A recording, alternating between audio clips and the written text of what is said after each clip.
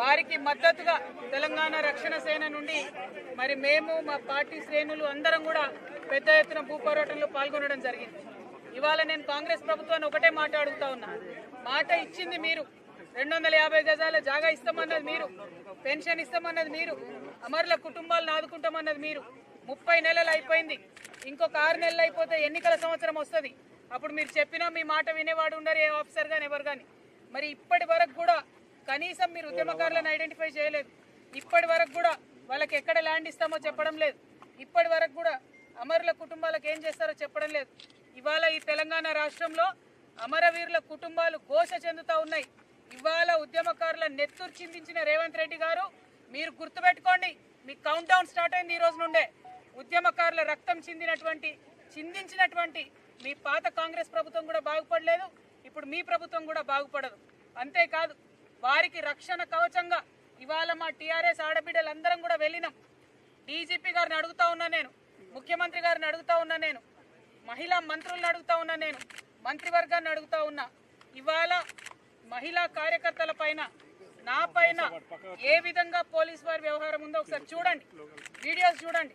DGP గారిని straight గా అడుగుతున్నా, ఏ పోలీస్ మాన్యువల్లో మీరు మహిళల్ని ఈడ్చుకెళ్లాలని రాసి పెట్టుందో చెప్పాలా? ఇవాళ మీరు ఏమడిగినాం? మేము కొత్తగా అడిగినామా?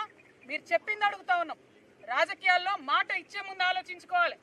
దాన్ని మీరు నిలబెట్టుకునే ధైర్యం లేకపోతే మాట ఎందుకు ఇచ్చిండ్రు? ఉద్యమకారులను మోసం చేస్తే చూసుకుంటే ఎట్లా ఊరుకుంటాం? ఖచ్చితంగా నిలదీస్తాం, ఇక ముందు కూడా నిలదీస్తూనే ఉంటాం. ఇవాళ మేము కోరేది ఒకటే, మీరు కేబినెట్ సమావేశం పెట్టుకున్నారు.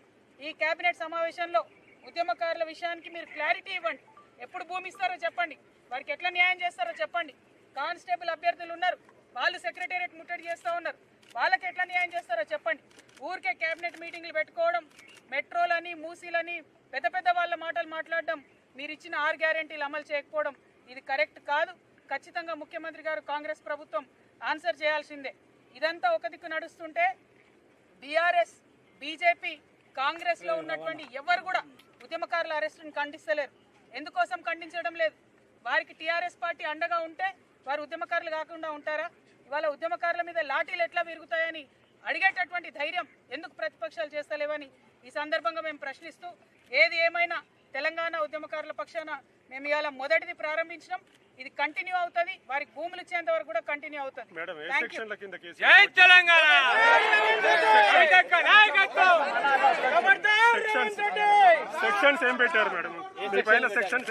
ఏమన్నా పెట్టుకోని అబ్బా, సెక్షన్ పాయింట్ కాదు, వాళ్ళు ఎట్లా హ్యాండిల్ చేసినారు అన్నది పాయింట్. ఇవాళ అంత కక్షతోని ఉద్యమకారుల పక్షాన నిలబడ్డ మమ్మల్ని ఈడ్చుకొని వెళితే ఏమన్నా అవార్డు వస్తుందా ఈ గవర్నమెంట్కి? ఇచ్చింది మాట వాళ్ళే కదా. ఇచ్చిన మాట నిలబెట్టుకునేటటువంటి ధైర్యం లేనోళ్ళు, ఆ మాత్రం గుండె ధైర్యం లేనోళ్ళు, ఆ మాత్రం పరిపాలన చేసేటటువంటి శక్తి లేని వాళ్ళు మాటలు ఎందుకు ఇవ్వాలి? 6 గ్యారెంటీలలో 1/2 గ్యారెంటీ నిలబెట్టుకున్నారు. ఒక్క ఫ్రీ బస్ తప్ప ఏమైనా ఇచ్చిండ్రా? ఉద్యమకారులకు ఇచ్చిన మాటలు నిలబెట్టుకున్నారా? ముసలోళ్ళకి ఇచ్చిన మాటలు నిలబెట్టుకున్నారా? ఇలా రైతులకు ఇచ్చిన మాటలు నిలబెట్టుకున్నారా? అడిగితే ఇంత దాష్టికం చేస్తారా? ఇవాళ నేను ఈ మాట అనడం లేదు, డీజీపీ గారిని నేను స్ట్రేట్గా అడుగుతున్నా, ఏ మాన్యువల్లో మహిళలను ఈడ్చుకొని వెళ్ళి అరెస్ట్ చేయాలని ఉందో చెప్పండి దయచేసి. మేము జస్ట్ అక్కడికి వచ్చినామండి, 1 మినిట్, అక్కడికి ఎవరో వస్తే కూడా పెద్ద ఆఫీసర్ చెప్పినా నేను 5 మినిట్స్ టైం ఇవ్వండి, నేను మాట్లాడతా ఉద్యమకారులతో అని. మాట్లాడే హక్కు లేదండి? ఒకవేళ అది ప్రభుత్వ భూమి, ఎస్ మేము క్లెయిమ్ చేసినాం, మీరు చెప్పాలి కదా, ఒక డైలాగ్ ఓపెన్ చేయాలి కదా, ఇక్కడ ఉండడానికి వీల్లేదు అనాలి కదా. మాట ముచ్చట ఉండదా డెమోక్రసీలో? సీదా ఈడ్చుకొని వెళ్ళిపోతారా? ఇది ఎక్కడ న్యాయం? ఖచ్చితంగా దీనికి మాత్రం కాంగ్రెస్ పార్టీ మూల్యం చెల్లిస్తుందండి. Thank you. జై